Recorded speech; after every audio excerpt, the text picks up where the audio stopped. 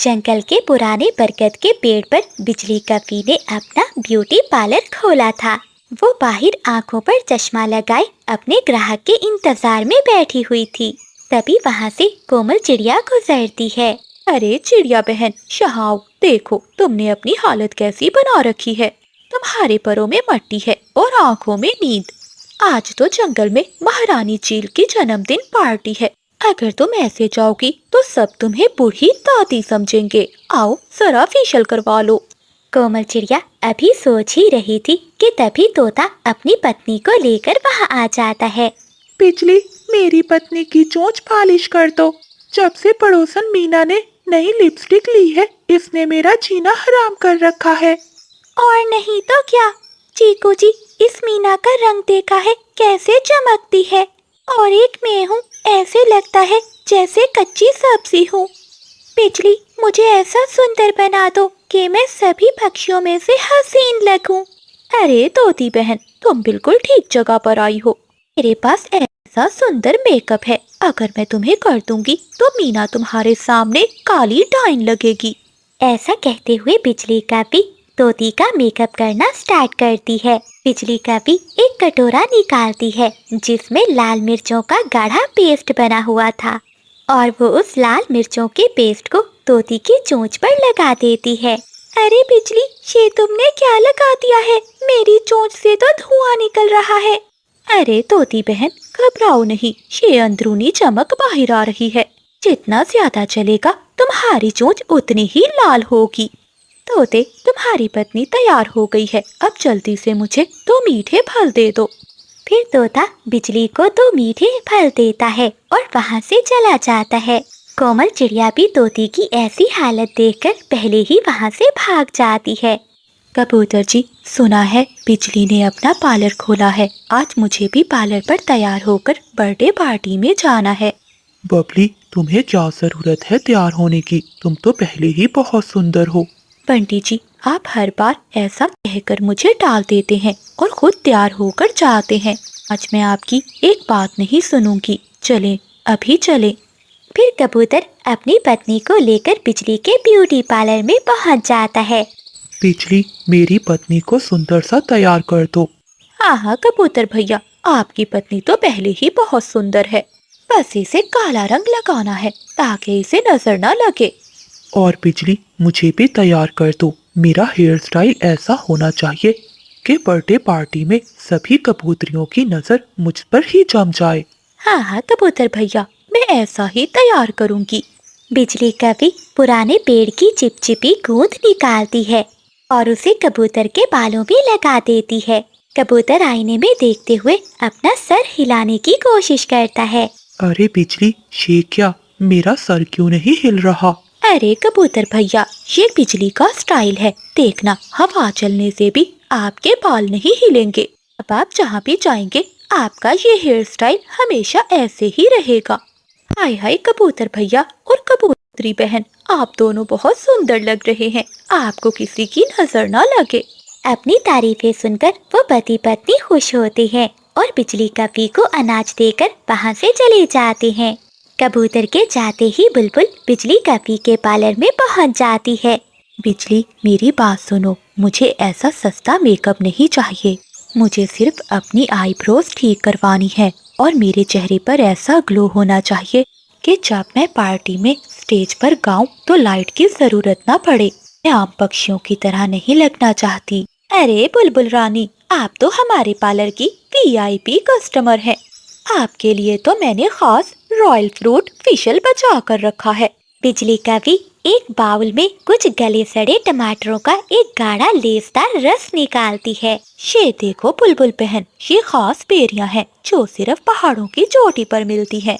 इसे लगाने के बाद आपका चेहरा लाल टमाटर की तरह चमकेगा। ऐसा कहते हुए बिजली कभी एक बड़े ब्रश से बुलबुल के पूरे चेहरे पर वो चिपचिपा लाल रस लगा देती है। बिजली, ये क्या लगाया है? इसमें से तो अजीब सी बदबू आ रही है। अरे बुलबुल, तुम्हें क्या पता, ये बदबू नहीं खुशबू है। ये तो अभी सेट होगी। जैसे ही सेट होगी तो देखना, हर तरफ खुशबू ही महक जाएगी। शाम होते ही जंगल में चील महारानी की जन्मदिन पार्टी शुरू हो जाती है। हर तरफ रोशनी थी और जंगल के तमाम पक्षी वहाँ जमा थे। जैसे ही बिजली कवि के खास ग्राहक वहाँ पहुँचते हैं तो पार्टी में सन्नाटा छा जाता है। सभी पक्षी उनको देखकर हंसने लगते हैं। तोती तो चुपचाप बैठी हुई थी। मिर्चों की वजह से उसकी चोंच और बड़ी हो गई थी। चीकू जी, ठंडा पानी लाओ, मेरी चोंच में आग लगी हुई है। कबूतर के सर पर लगी हुई गूंज से अब उसकी गर्दन बिल्कुल भी नहीं हिल पा रही थी। वो तो स्टैचू की तरह सीधा खड़ा था, मुड़ भी नहीं पा रहा था। जैसे ही बुलबुल स्टेज पर गाना गाने के लिए आती है तो ढेर सारी मक्खियाँ उसके इर्द गिर्द घूमने लगती हैं। चील महारानी हंसते हुए कहती है, अरे पक्षियों, ये सब क्या तमाशा है? ये सब तुमने अपनी कैसी हालत बना रखी है? चील महारानी, ये सब बिजली के पार्लर का नतीजा है। दोस्तों, तुम सब की हालत तो बहुत बुरी है। ताहे बिजली ने अपने सारे एक्सपेरिमेंट तुम पर ही किए हैं। बिजली, आज हम तुम्हें नहीं छोड़ेंगे, तुम्हारे पंख नोच लेंगे। जिस तरह मेरी चोंच लाल है, तुम्हें भी मार मार कर लाल कर देंगे।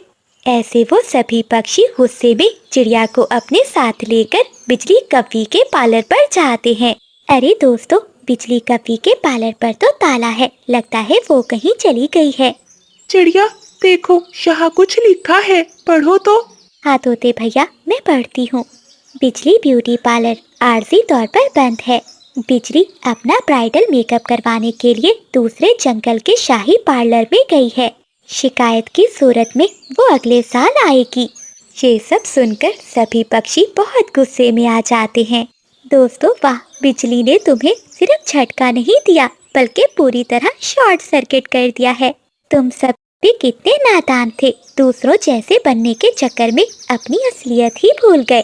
फिर कबूतर कहता है, चलो दोस्तों, अब पार्लर नहीं, सीधा नदी पर चलते हैं। आज हमें ब्यूटी ट्रीटमेंट नहीं बल्कि गोता लगाने की जरूरत है। फिर सभी पक्षी नदी की तरफ चले जाते हैं ताकि बिजली का मेकअप धो सके। बिजली तो बचकर वहाँ से अनाज कमाकर भाग चुकी थी, लेकिन इस दिन के बाद से जंगल के किसी पक्षी ने भी दोबारा सुंदर बनने की कोशिश नहीं की। खूबसूरती परों के रंगों में नहीं बल्कि दिल में होती है। दूसरों की नकल उतारने से पक्षी सिर्फ तमाशा बनते हैं। तो प्यारे दोस्तों, इस कहानी को लाइक, चैनल को सब्सक्राइब और अपने दोस्तों के साथ शेयर करना मत भूलिएगा। आपका धन्यवाद। जंगल के एक कोने में कोमल चिड़िया का एक हरा भरा खेत था जिसमें इसने मेहनत से मकई की फसल उगाई थी। कोमल चिड़िया का पति परदेश के जंगल में गया हुआ था और पीछे से इसकी सास चिड़िया पर बहुत जुल्म करती थी। अरे ओ कामचोर, यहाँ पेड़ के नीचे बैठी क्या कर रही है? जल्दी जाकर सारे खेत के काम कर। जी माँ जी, मैं तो बस सांस लेने के लिए रुकी थी। सुबह से एक दाना भी नहीं खाया, थोड़ी हिम्मत जवाब दे रही है। अगर आप मुझे इजाजत दें तो मैं नदी से 2 घूंट पानी पी आऊं। पानी? बाजी वाह, अभी काम आधा भी नहीं हुआ और इसे पानी की पड़ गई। देख रानो, अगर समय पर फसल तैयार ना हुई तो हम सर्दियों में क्या खाएंगे? तेरा पति तो परदेश में बैठा मेहनत कर रहा है और तू यहाँ नखरे दिखा रही है। जब तक तो पूरे खेत में पानी नहीं दे देती, तुझे पानी पीने की इजाजत नहीं है। कोमल चिड़िया रोती हुई फिर से खेतों में काम करने लग जाती है और उसकी सास बैठी चिड़िया पर नजर रखती है। चिड़िया के मकई के खेत के पास एक पेड़ पर बिजली कवि और बादल कवि का घर था। देखो बादल, इस बेचारी चिड़िया का हाल देखो। इसकी सास ने इसे नौकर बनाकर रखा हुआ है।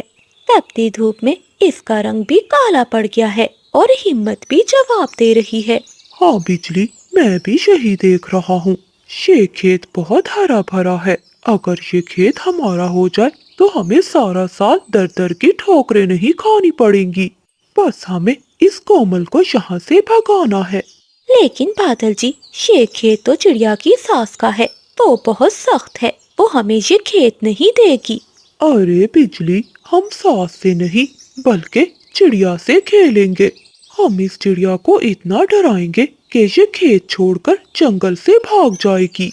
जब चिड़िया चली जाएगी तो इसकी सास को रास्ते से हटाना मुश्किल नहीं होगा। रात होते ही चिड़िया की सास अपने घोंसले में चली जाती है, लेकिन कोमल चिड़िया अभी तक खेतों में बैठी काम कर रही थी। बादल और बिजली चिड़िया के पास आते हैं। चिड़िया बहन, अभी तक तुम यही हो? सुना है इस खेत में रात को साया आता है। तुम्हारी सास तो